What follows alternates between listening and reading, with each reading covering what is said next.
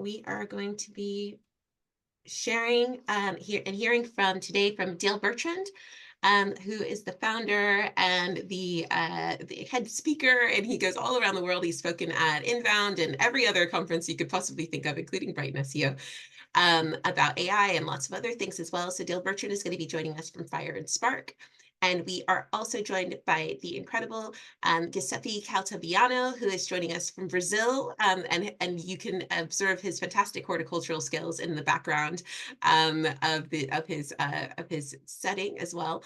But he's also going to be sharing some wonderful things about some of the things they're doing with AI.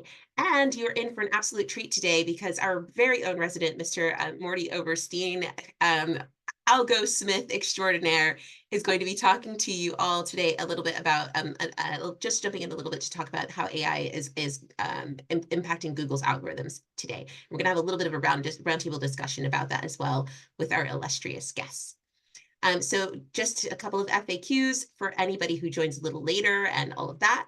Yes, the webinar is being recorded, and yes, it will be sent. The link will be sent to you in an email when it's posted. It normally gets posted around Friday. So if you go to the Wix channel on YouTube, you can see it there. You can also see our other webinars from the past there, which all still have fantastic, wonderful information. So do check those out. And you can ask questions in the Q&A panel. You guys are using the comments panel, which you can use to, to put fire emojis and lots of other wonderful things in throughout the session. But we also have a Q&A panel, and people will be answering as many questions as we can there. And we'll receive themes. We'll pick up those questions towards the end as well. And also, you can check out our future webinars and at the Wix SEO Learning Hub, where you can find lots of information about AI, about lots of these other topics, and you can get stuck into all of that. And today's running order. We've done our introductions. I'm Crystal. I'm the head of SEO communications here. And so I'm going to be sort of guiding us today. And then we're going to hear from Dale Bertrand, who's going to be talking about some of his work that he's done with AI and ranking AI content and how that all works. We're going to hear from Giuseppe as well, talking about how he has helped clients to get some great results with AI. And we're going to hear from Mordy about some of the AI implications of some of the algorithms that are going on. And then we're going to have a little discussion and a little Q&A. So thank you so much for joining us. I am just going to stop sharing my screen. And I'm going to pass it over to Dale. Awesome. And I want to thank you for having me. We're going to be talking about basically growing your business, not just your rankings, and how we're using AI for SEO content with the SEO work that we're doing. And I'm going to jump into it because we don't have a ton of time here. But what I always like to start with is old school SEO for rankings versus SEO for revenue. Old school SEO for rankings is really about traffic acquisition, where what we care about is ranking often for vanity keywords or high volume keywords. SEO for revenue is really about customer acquisition. And this is really the mindset that we want to be in for the changes that are happening with Google. And then also when we're using AI to generate content, we want to make sure that we're building content that is designed to convert our customers and attract high intent searches. So I'm going to talk a bunch about that. Now, when we're doing old school SEO for rankings, we're asking questions like, what keywords have the highest volume? And do our pages load fast enough? And how are we going to track all of these rankings that we're going after? But when we're focused on customer acquisition with what I'm calling an SEO for revenue approach, we're really focused on what are the highest intent searches that we should be targeting, because these are the most likely to convert for us. And then also, what information do our best customers need when they're making a buying decision? These are the questions that our best customers ask when they're searching for a product or a service like what we offer. And then also, how are we tracking sales and conversions, not just rankings? Now, this is some info about me. You guys can get the slides and learn more, but I'm a technologist and programmer. I moved over to marketing in 2008, and I run a marketing agency right now where we're focused on SEO. So we only do SEO strategy. We don't pretend to be world-class in anything else, and we've worked with a bunch of clients. You may have heard of some of them. Now I'm going to start off here with a quick story. Now, these are some creepy looking dolls. These are American Girl dolls. My daughter found them online watching YouTube videos. And right when the pandemic started in 2020, she wanted to go to the American Girl store in Boston for her birthday, but it was closed. So we ended up finding an American Girl doll online, but they're very expensive. You often have to choose between sending your daughter to college and buying her one of these dolls. Then one of her friends told us about a used American Girl store. So we were looking for that, trying to find it. It was open, but my daughter didn't want a used doll. Lesson learned there. What we ended up doing was taking a road trip down to American Girl Place in New York City from up here in Boston. It was a wonderful trip. And what I learned at the American Girl doll store is that you can make an appointment to have your doll's hair styled next to your daughter's hair, and they just confiscate your entire wallet if you want to do anything like that. Now, you guys are all wondering, why is Dale talking about American Girls on an AI for SEO content webinar? The reason why was during this entire process, we were typing American Girl into Google, but we had a different intent behind our searches every time. At the beginning, we were looking for the store in Boston. Then we were looking for the used American Girl doll store. Then we were looking to buy the doll on Amazon. Then we were looking for the store in New York. Then I was looking for directions to the store in New York. Then I was looking to make an appointment to have a doll's hairstyle. I can't believe I just said that out loud. But every time we were searching for something different. So this is the keyword that has a lot of different intents behind it. What's important for us, and when I'm going to show you guys my AI-powered content recipes, what's important for these recipes, how we chose them, the reason why they work, is that we're targeting the right intent. The intent, if I run a used American Girl doll store that is brick and mortar in Boston, I want to target intents where people are looking for an American Girl doll store, not people who are looking to have their doll's hairstyle. These are all different intents, and targeting the right intent is what's going to make our content convert. Now, when we're planning for conversion, what matters is we choose those intents which match up to the product or service that we sell, and we match it up with a call to action. Now, the call to action needs to be relevant to that particular intent, whether somebody's looking to buy a doll online, or they're looking to make an appointment, or they're looking for directions. The call to action and the messaging needs to be aligned with that. And then the content that we create for SEO, the role of the content, the only purpose of the content when we're focused on conversion is to bring people from the intent that we're targeting to the calls to action that we identified up front. Now, quick example here. We had a client that came to us. They were a financial institution. They wanted to rank for the keyword donor advised fund. I had to tell them that's probably not the right keyword, because people who are searching for donor advised fund, usually they already have a donor advised fund account, and they're looking to figure out how to file their taxes. Now, a donor advised fund is if you have a lot of money, you can put some money in this account and you get a tax break, just like if you had given it to a nonprofit. That's why people want one of these funds. Now, so instead of starting with a keyword like donor advised fund, it would be better to start with an intent, like the search intent to open an account with a financial institution, to open a donor advised fund account with a financial institution. That is the right intent for us to target to build content that will convert if we're a financial institution trying to basically sell more of these accounts. So what we do, instead of keyword research upfront, we identify the search intents upfront. That's the first thing that we do. And one trick that'll help you to identify search intents is start with a verb. Like you're trying to get people to come to your website that are looking to open an account or buy diapers or apply for a mortgage, things like that. The other thing we do upfront before we do keyword research, before we do an SEO technical audit, is we identify the conversion point. So how are we going to convert these people that are searching with the intent that we identified? And that's important because the role of the content, when we choose the type of content and the topics, is to bring people from the search intents we identified to those conversion points. So basically what we end up doing is reversing the SEO process, where we're starting with conversion up front, then we're thinking about authority, then the content types, and then the icing on the cake is the optimizations, the page optimizations that you would normally do. Now I'm going to give you guys 4 AI-driven content recipes. I'm going to go through this quickly. You can grab my slides at the end, but we're looking for types of content that can be assisted by AI in terms of the copy and the visuals. And we're also want to make sure the content targets the right intent, like I just talked about, and it's trusted, it can build authority for the website, and it will convert visitors when they land on the page. So that's how I came up with these content types. We're doing a lot of niche buying guides, both for products and services. You can see the example here is pretty niche. It's not just curtains, it's blackout curtains. As long as these pages are helpful, they have to be useful. Google needs to see engagement with these pages in order to prove that they're useful. These will work for you. And then also Q&A content is doing well. We want to make sure that we're targeting high intent searches.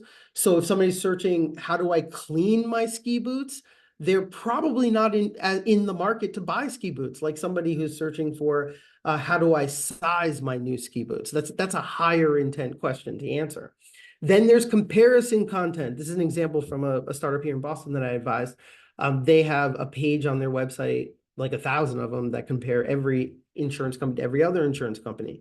These pages will rank for keywords like, is Farmers a scam? Or what is Farmers pricing? Or is Foremost pricing competitive? Things like that. And they need to be useful. We build out one template that's visual and it uses data. This is data in the financial space, so you can just download the data.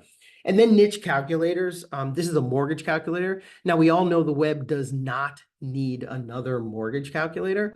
But what we did is we created one calculator and we put it on pages on their website. You know, one of them was beach house mortgage calculator. Another one was second home mortgage calculator. Another one was vacation house mortgage calculator. The reason why I like this strategy going forward, even though mortgage calculator is probably not the best place to do it, is because it's getting easier to make these types of calculators on your website with AI tools.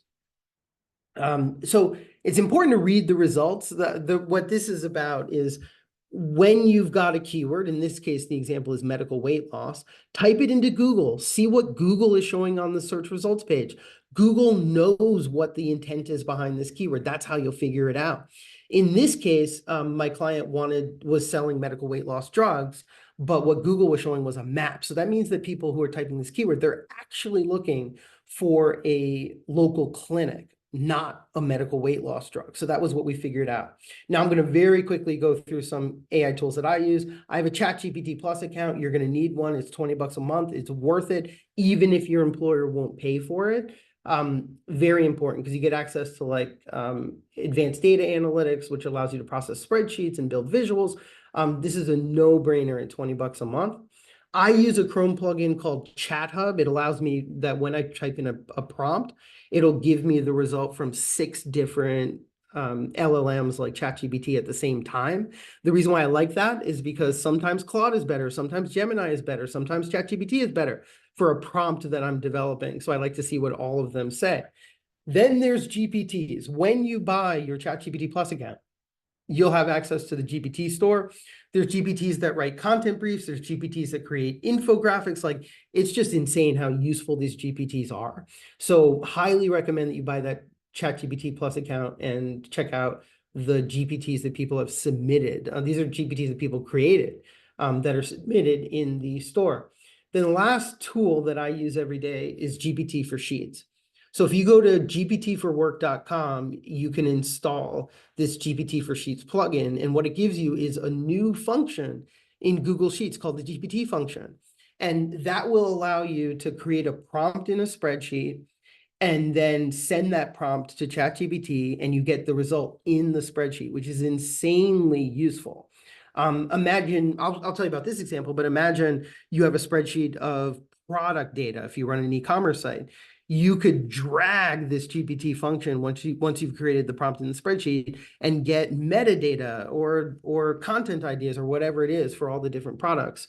The example here is giving me content ideas for construction companies looking to, or sorry, for a client that's targeting construction companies that are looking to hire people in the trades. And what you can't see here is that there is oh, well, this is the prompt right here, actually. You can see the prompt, and you can see the result from the prompt here. And there's more in this spreadsheet because every row is a different type of content.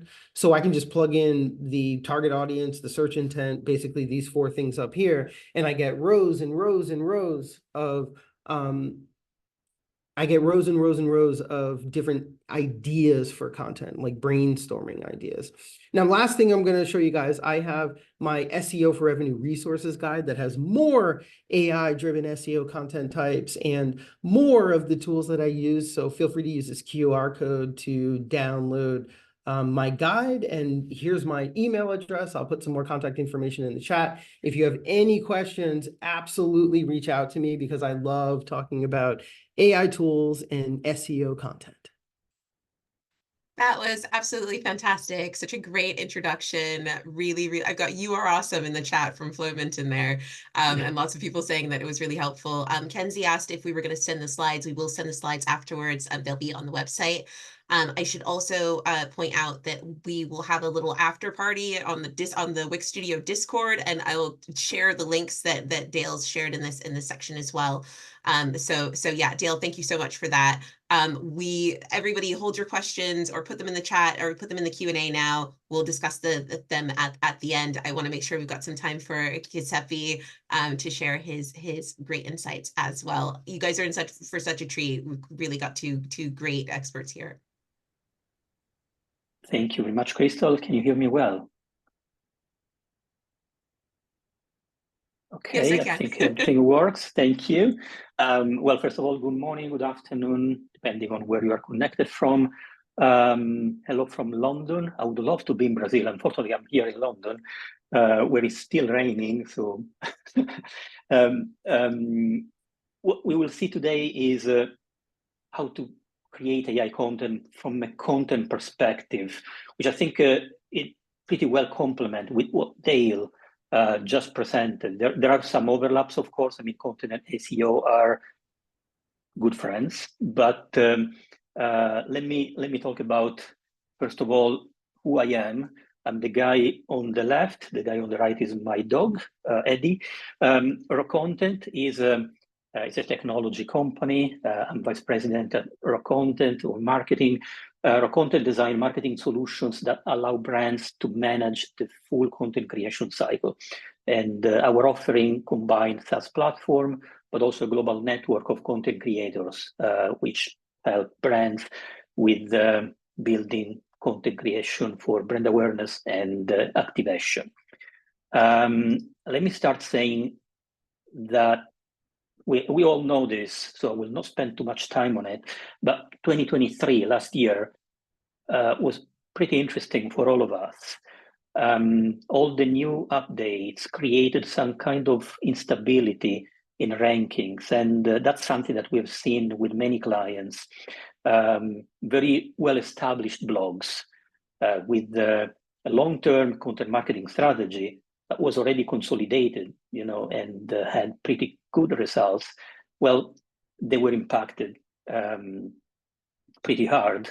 And the interesting point is the traditional strategies like updating content or increasing publishing recurrence, well, they no longer started to bring the impact that they previously had. And then this year, just a few weeks ago, we discovered about the new core update, which in a way reinforced exactly what happened 1 year ago. And it is interesting to note, first of all, that Google is not penalizing AI content. I think this is one of the answers we need to provide to today's questions. So it's not necessarily related to AI. But at the same time, what we discovered is that the majority of the sites that were penalized or de-indexed were all using AI, not properly, and that's really the difference. It's just about quality. It doesn't matter if content has been written by AI or humans. That's really what will be penalized. Poor content creation quality, regardless where this is coming from. Now, let me go with our approach, which is basically the one we use with our clients. First of all, we test everything before we suggest anything. We have a content lab, which is, by the way, our blogs. We have 2 main blogs, one in English, one in Portuguese. Overall, they attract about 2 million visits per month, which is pretty significant. So it gives us the possibility to test, all things on our blog even before we suggest anything to our customers. And then at that point, we validate, and finally, we implement with our customers. So that's usually the approach we follow. Now, I think the big question today is, can AI create content that rank? Well, the answer is yes, and I think Dale already proved this, explaining pretty clearly how to move forward. I will give you a couple of additional indications, again, from the content perspective. The first one is, don't just rely on AI if it's possible. Don't go with book generation. Try to humanize content before publishing. Of course, you can use Chat-GPT or Gemini or Perplexity or other tools, as Dale already mentioned. There are also some specialized tools which basically add 1 layer to those basic tools. For example, our Copilot, Jasper, there are so many. What does it mean adding 1 layer? It means that you will not need to prompt. Usually there are interfaces that let you handle AI in a much easier way. And sometimes in some specific case, they are specifically built for writing pieces of content, while Chat-GPT is not necessarily built for that. Of course, you can do this, but it's not a writing tool mostly, while there are many additional tools that can definitely help you from the writing standpoint. Humanize AI content, that's important. AI is always a good starting point, but try to have human editors. Can be internal, can be external, and they can help you with accuracy, style, and user intent, as Dale mentioned multiple times.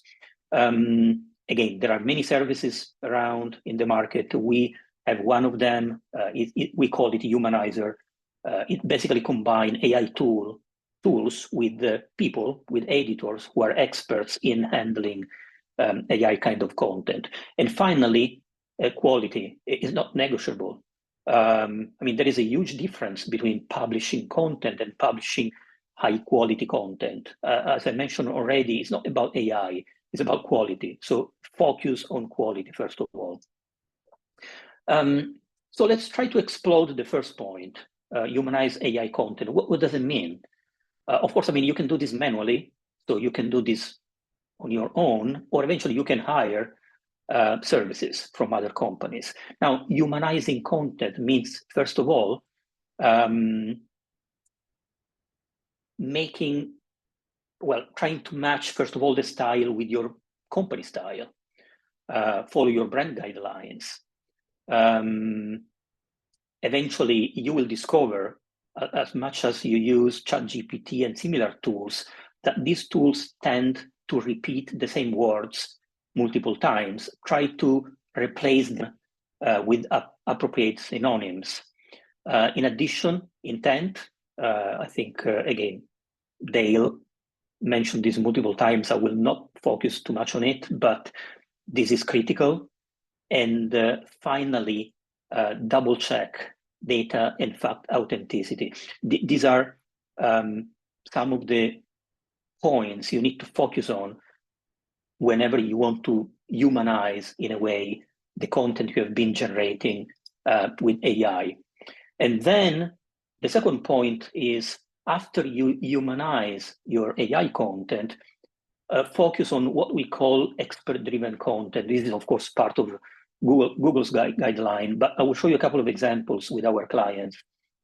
First of all, try to focus on expertise. If possible, incorporate expert quotes within your content.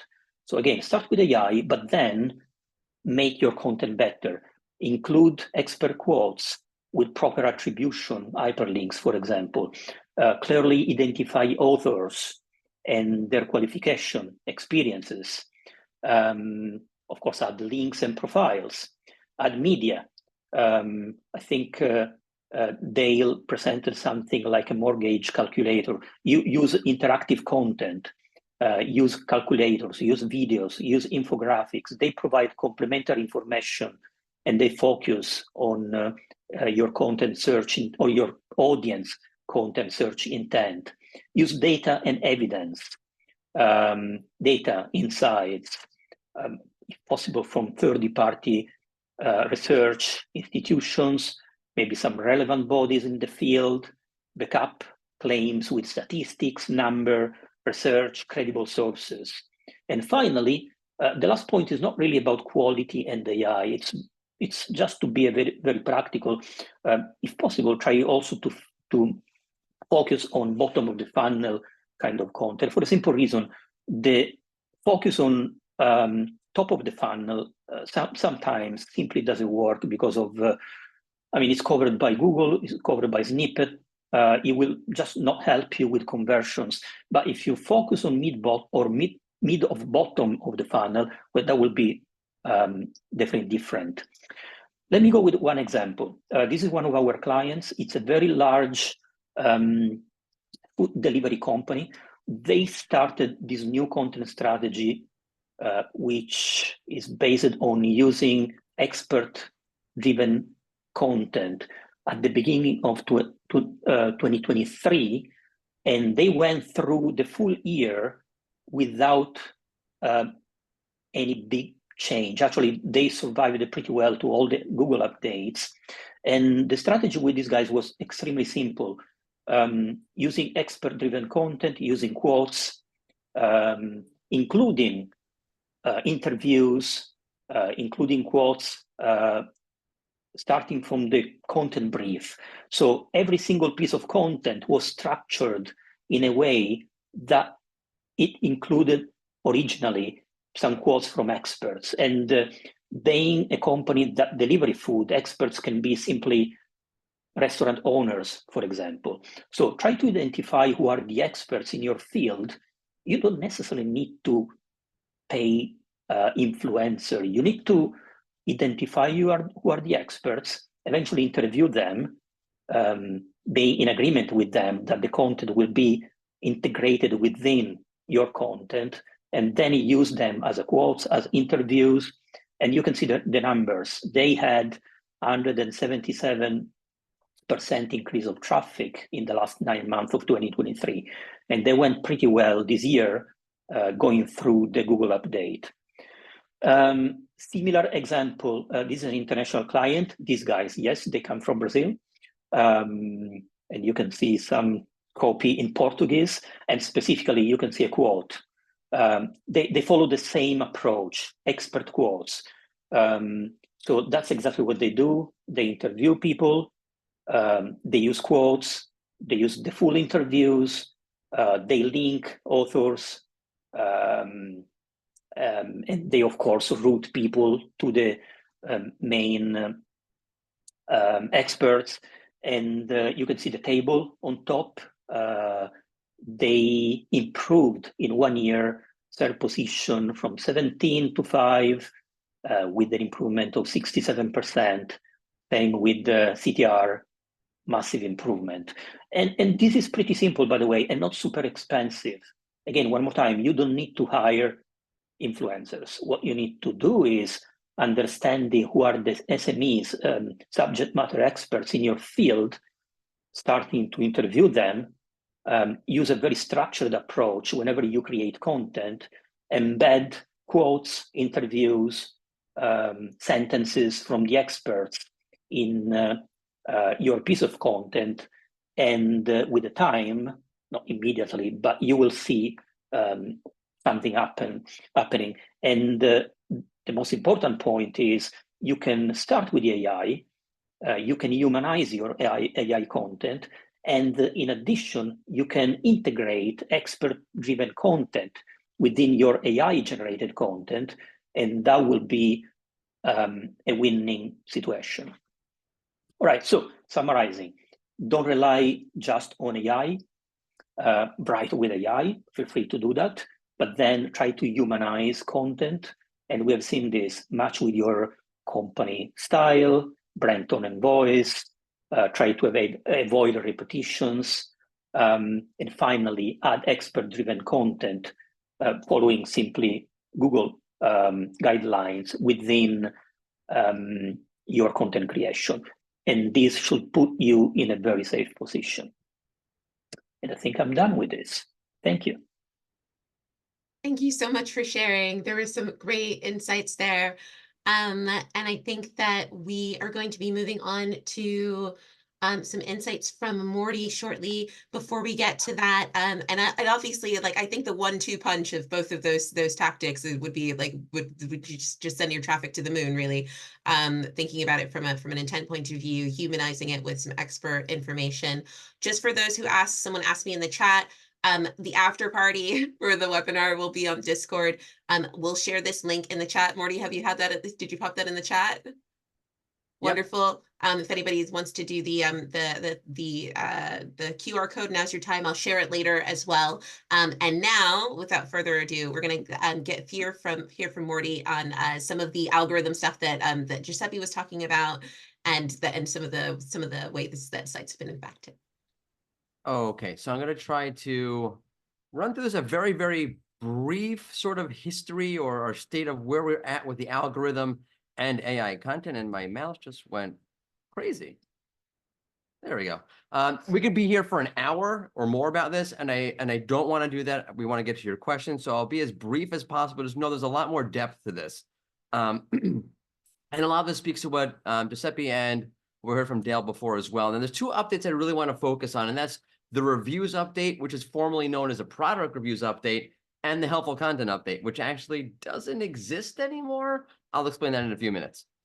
So the reviews update, what it would do is, and it would start off as product reviews. So content around best microwaves or best refrigerators or best whatever. Now it's all reviews, like best vacation with for kids in the springtime. Anything that's reviewing whatever is a product or a service falls under this algorithm. And for good reason. I don't want to throw affiliates under the bus. I think affiliates can do some great work and they serve a very strong purpose on the web.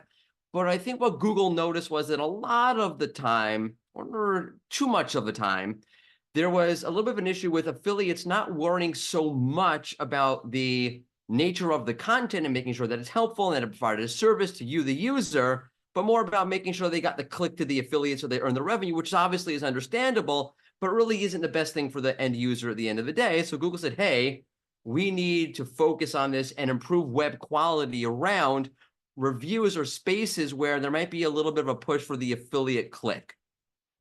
And what they basically did was this. This is a screenshot straight from Google's guidelines around product reviews, or around reviews rather.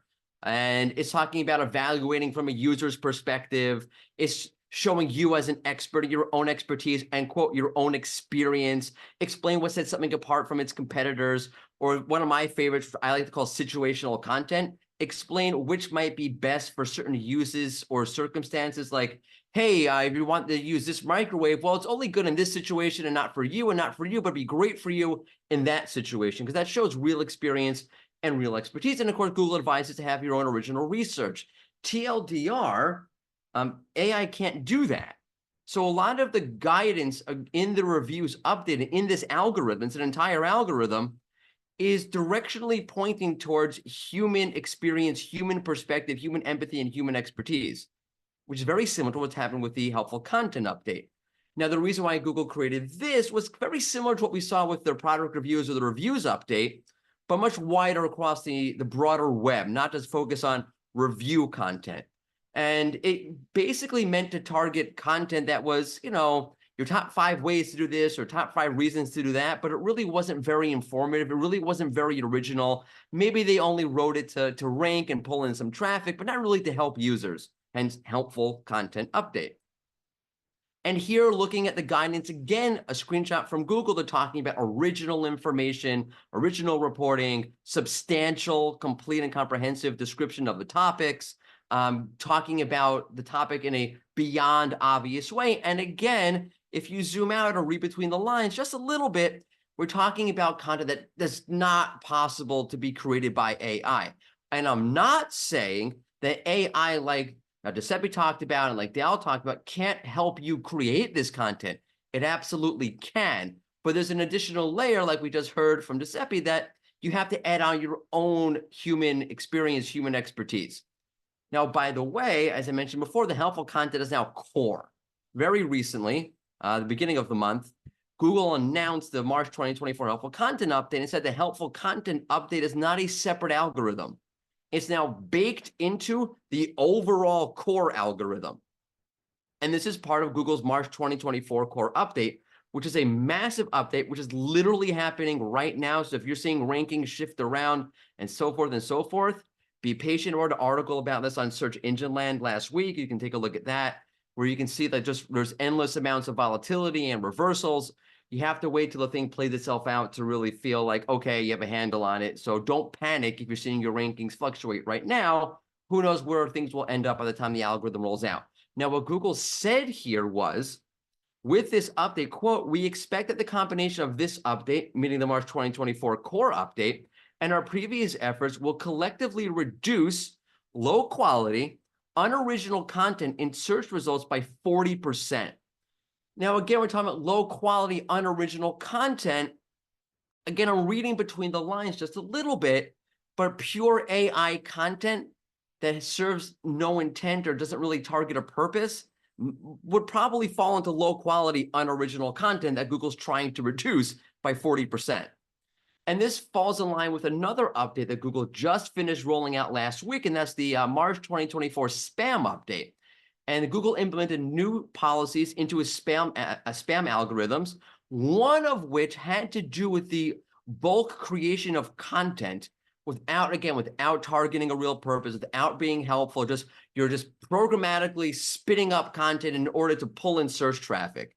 And SEO started to notice, hey, wait a second, I'm seeing this AI spam getting de-indexed, meaning Google wasn't just using the algorithm, Google was implementing a manual action. There was somebody at Google, a person, saying, oh, this website is the worst of the worst AI. And I've seen some of these websites. It wasn't even good AI. There's good AI. This was just like really low quality AI, just spitting it up without any purpose whatsoever. It didn't help the user in any way whatsoever. It was really just meant to target search terms, pull in rankings, and pull in users. And Google started removing these websites from the index, meaning those websites no longer appear. We're talking about thousands of websites no longer appearing in the search results at all. And this really goes to the direction of where Google wants to go with its search results, on top of the reviews update, on top of the helpful content update, on top of what I mentioned before with the March 2024 update, going after 40% of low quality, on top of the spam update. Google has talked about things like putting more firsthand knowledge in search results. So to quote Google here again, as part of the work that they're doing, they're saying we've also rolled out a series of ranking improvements. This is from a few months ago, by the way, to show more first-person perspectives in results. So it's easier to find this content across search. So again, another announcement where Google's saying we're specifically looking to show first-person experiences in the search results. So when it comes to AI and content and ranking, there does seem to be a direction, and we could talk more about this in the Q&A, where Google is basically saying, look, AI is fine to do X, Y, and Z, but directionally speaking, we're looking for firsthand experiences, we're looking for true expertise, we're looking for content differentiation, and AI can't really do that. So if you're at this fork in the proverbial web, where you're saying, well, I guess I can spit up as much content as I want with AI, and I can do that really quickly and really low effort and really seamlessly, or I could decide to do something a little bit less on the programmatic side. It might take me a little more effort and a little more time, but it does kind of align where Google seems to be going with the algorithm. Well, I'll leave that decision to you, but as Yogi Berra said, when you come to a fork in the road, take it. I would advise you to take the one where you don't just programmatically spin up the AI, but you put the work into really spiff it up and add in your human experience and expertise. Wow, what a whirlwind tour of all the AI stuff. Thank you so much, gentlemen. No, honestly, I think it's a really interesting. I think there's so much going on with all of the algorithms and everything. And yeah, they've seemed to been looking at a lot of AI and things, but I think that, you know, when you've got lots of insights and you're taking a lot of the care that Dale and Giuseppe have been talking about, then this is something that you can get a lot of great wins out of. Just as a quick roundtable, you know, Giuseppe, Dale, have you seen, Giuseppe, you mentioned a little bit about some of the impact some of your clients have seen around this particular update that's rolling out right now. Has anyone else, have either of you seen any more? Can you share a bit on that?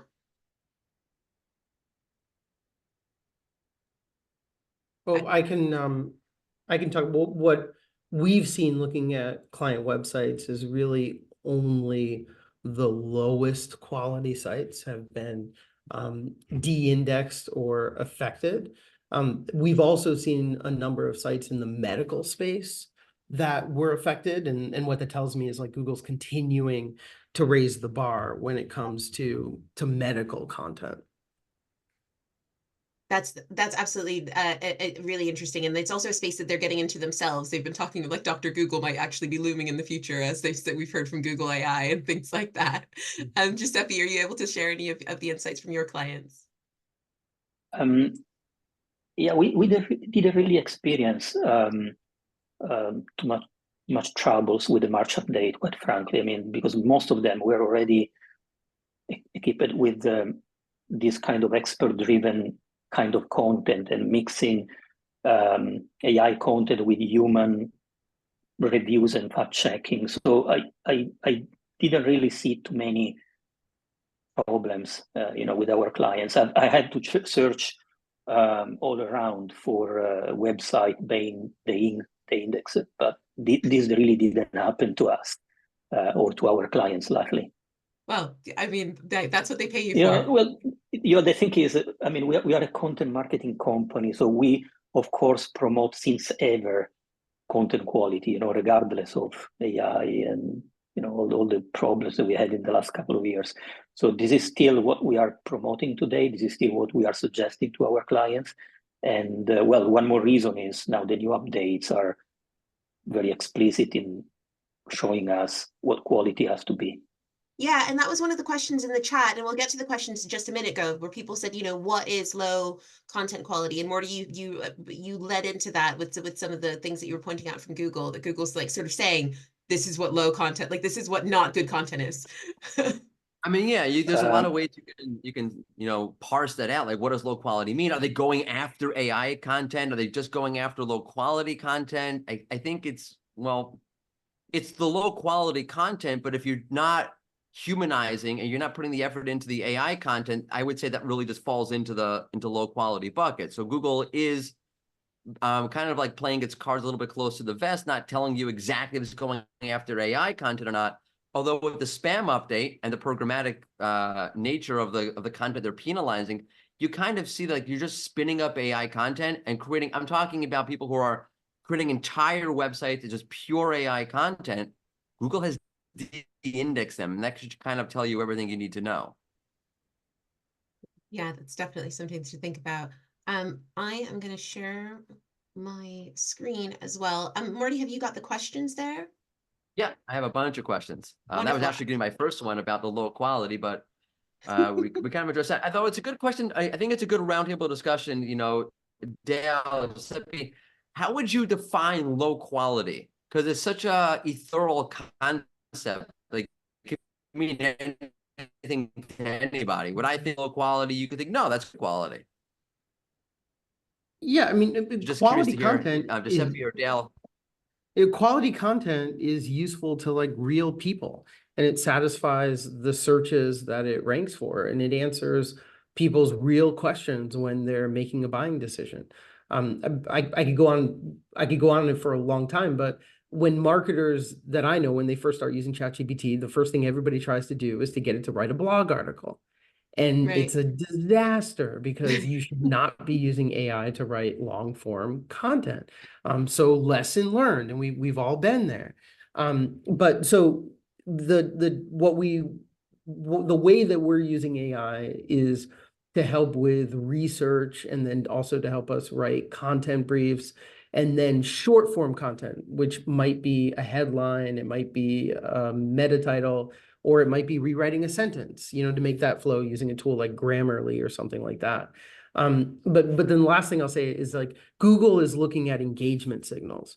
So if people are clicking on your pages in the search results, and they're staying on your site, and they're getting the answer that they were looking for, and they're diving deeper into your site and discovering more useful content, then that's the engagement that Google's looking for. Right. I think the usefulness there is really important, like really, really important. I've gotten helps from chatbots that was really useful, and it was more useful than the human that wasn't there to answer the phone because they were having a nice sleep. And like it's definitely the case that if something's useful, that's absolutely helpful. Giuseppe, what's your litmus test for whether or not something is more quality content? I mean, that's a long time debate, right? Okay. What is quality versus non-quality content? I think Dale just gave the perfect answer. I mean, quality content is the content that answers your audience questions and do it properly. So it's a matter of intent. It's a matter of being useful to your audience. I mean, that's really what high quality is. Someone say that high quality is high impact. Yes, if it's a high impact for your audience, that makes sense. We also use, by the way, AI like you Dale do. I mean, we use it for rephrasing existing contents. We use it for generating ideas. We use it for repurposing, from a piece of content written by us, and then we repurpose it in several pieces for different social media, always reviewing and fact checking, all this kind of stuff. But we never start from scratch with AI, or better, we never publish something without supervising or filtering first. But I think again that's really what AI quality content is. Yeah, I think that's absolutely true, and I think that making sure that it's clear and useful is so important. Mordy, have you got some more questions for us? Well, yeah, just to that point, by the way, real quick, like one for like pro tip, if you I like the thing about quality is it has just the right amount of nuance for the target audience, right? And all content should have some level of nuance to it. But also somebody was asking about the Wix AI content generator and how preventing ranking. The truth is that, first off, when we're talking about the websites that Google has hit with the manual action or de-indexing, we're talking about there's absolutely no human involvement. It's just the AI is run completely wild, which is not what's going on with the Wix AI content generator. There you're creating content, you're looking at it, you're reviewing it, you're seeing it. Now, if you want to take that content and turn it into something that's really useful and high quality for your audience, and we do recommend that you review it, you edit it, everything that you've heard Dale and Giuseppe talk about, you should be doing with the content in the Wix AI generator. You need to add on, your spice, your human spice to it. I agree, and so many times, like it really, particularly the tools that we have are they help you to tailor some of that intent. So you'll say this is for an about page, about this product, about that product, etc. And some of the short form content that our experts were just talking about, meta descriptions, things like that. We have tools for that to help you with AI as well. But one of the good things that they're great for is getting rid of that blank page syndrome. And I've had so many clients who are, if you ask them to write a bio about themselves, they don't know what to say. And what the AI can do is it will give you something, and then you can respond and you go to, no, that's not what I want. I want it like this. And that is the good work that you should be doing with that. So it's useful to help you get started, so that you don't spend 20 minutes with a blank page. You can sort of, get something going on there. And then sometimes it's easier to respond to. Sometimes it's easier to say, no, I don't want that. Now that I see it, I don't want that. I want something else. And definitely do that. And so the sorry. Interesting. Oh, just one anecdote. There were many customers we had in mid 2023 moving 100% to AI, which makes sense. I mean, it's a way to save money and save cost, and we have seen many of them coming back now after the March update, not necessarily switching back from AI to humans, but using humanizer services. So they're still generating content with the AI, and again, that's absolutely fair. And what they hire from us is the humanization service. So someone who is specialized in handling AI kind of content and can easily match the tone and voice and all the things we have seen before. So that's something that we have seen, especially in the last 3-4 weeks since the new update has been released. And one thing I'll add to that is for folks on this webinar who are just getting started, maybe you're using ChatGPT for the first time or you haven't been using it well, what I always recommend is use it for the first draft of everything that you're doing, whether it's emails or reports or analyzing spreadsheets. And the first draft, because you're going to need to fact check it and revise whatever it is, but that'll help you learn how to use it. The other thing that's been really useful for my team is to let the AI teach you how to use it. So instead of going to it and saying, write me a blog post, which isn't going to work out well for you, instead you say, how can you help me write content? How can you help me turn this spreadsheet into content? How can you help me analyze this data? One of the exercises in my marketing AI workshops I always have people do is when you sit down to do your work in the morning, ask ChatGPT, how can you help me with, and then give it 4 or 5 tasks that you're working on that day. And do that every day for a week or a month or however long it's interesting to you. And some of what it gives you will be not very useful, but there'll always be 1 or 2 things in there where you're like, oh, I didn't know you could help me with that. And that's how you learn. So I noticed early on with AI, like when I was using Code Interpreter or advanced data analytics inside a ChatGPT Plus account, that I wanted it to help me analyze a spreadsheet of data, but I didn't know what to ask. I didn't know how to write the prompt. If you're in that situation where you don't know what to ask, don't know how to write the prompt, ask ChatGPT.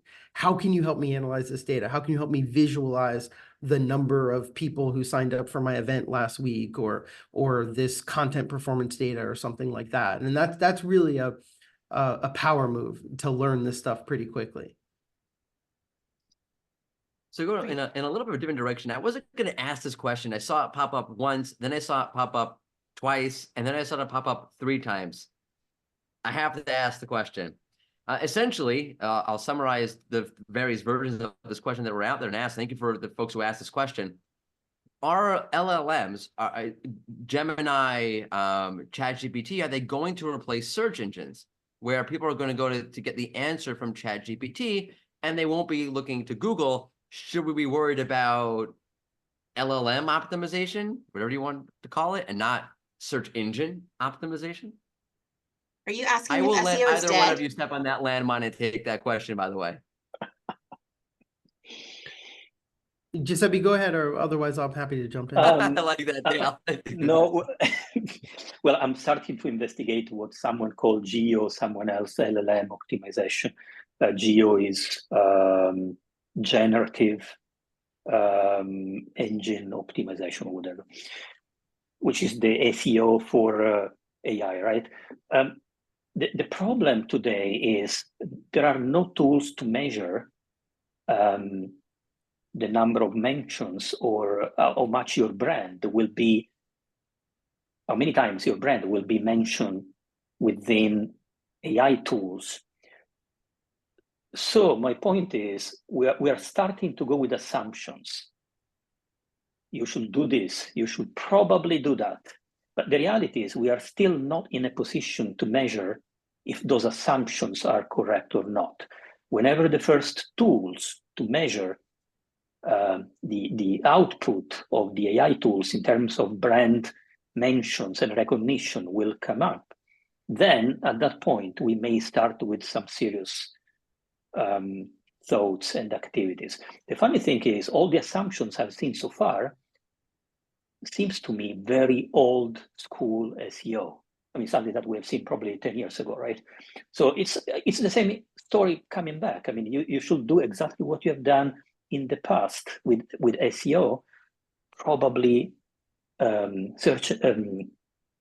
search engine will act in a similar way. But again, I'm not in a position to say more because we are still waiting for the way to measure, you know, how brands will be mentioned by how many times, how much our brands will be mentioned by AI search tools. And I I don't know want if you have any other Dale, I don't know if you have any other yeah, I want to opinion. throw, like, one thing that's important is SEO is a mindset. We've come to think that SEO is like, how do we get rankings in Google? But what it's really about is how do we get in front of our customers when they're That's searching. very true. And Yeah. and when you think about it that way, what we're expecting is that there'll be fragmentation. Like right now, Google has somewhere around 90% market share. There will be more searches on search engines like YouTube and Amazon and TikTok, and then there's Bing, right? Oh, sorry, I forgot about Bing. So that we're expecting that SEOs are going to need to spend time figuring out whatever the changes are in Google's algorithm and figuring out how to rank and basically target the right customers in these other search engines. And then the other thing I'll add to it is like what we're monitoring for our clients is like our searches getting longer. So that's something that we can see. And Giuseppe, just like you said, is very frustrating that we don't know if our customers are actually searching in chatbots. But we can do surveys, and some organizations have, and we're starting to do that to understand what search engines people are using and are they using chat search. And then the other thing is like Google has SGE, and that's a generative search engine that scared a lot of people because it can give you the answer. So we have zero-click searches where people aren't coming to our website, and there are less links to click on, so people might not come to our website. But what we're expecting is SGE is not going to roll out as in, you know, tomorrow Google decides everybody's using SGE. We see SGE as a testing ground for generative AI features, and they'll roll out one at a time into Google. So it'll be a slow process, and everybody's going to have time to think about it and figure out what's going on there. And then there are a number of tactics. And I found, I forget the name of it, but there's a tool out there that will measure your visibility in generative AI search engines like in Chat-GPT. The spreadsheet that I showed at the end of my presentation today, we use a spreadsheet like that to measure visibility in a number of different chatbots for questions that our clients care about. So for the most part, it's frustrating to figure out if people are finding you in chatbots, but we're starting to measure that. That is a fantastic answer. There's so many fantastic morsels and things to chew on around this AI topic. So thank you very much for joining us, Dale, and thank you very much, Giuseppe, for joining us, and thank you very much, Mordy, for sharing your insights on the algorithm. As I said earlier, we're going to have a little bit of an after party chat. If you really want to talk more about AI stuff, we're going to be in the Wix Studio Discord. Well, then by we, I mean definitely me. We'll be there chatting about AI for the next sort of 30 minutes. And Simon Cox is already there. So if you want to jump in, please do. Otherwise, thank you so much for spending your time with us. We will post this video on YouTube, and it will also be on the Wix SEO Learning Hub at Wix SEO or wix.com/SEO/learn/webinars, and you can find the webinar. Thank you to both our guests, and thank you to all of you for joining us. Thanks for having me. Thank you. Thank you, Crystal. Thank you, everyone. Bye, everybody.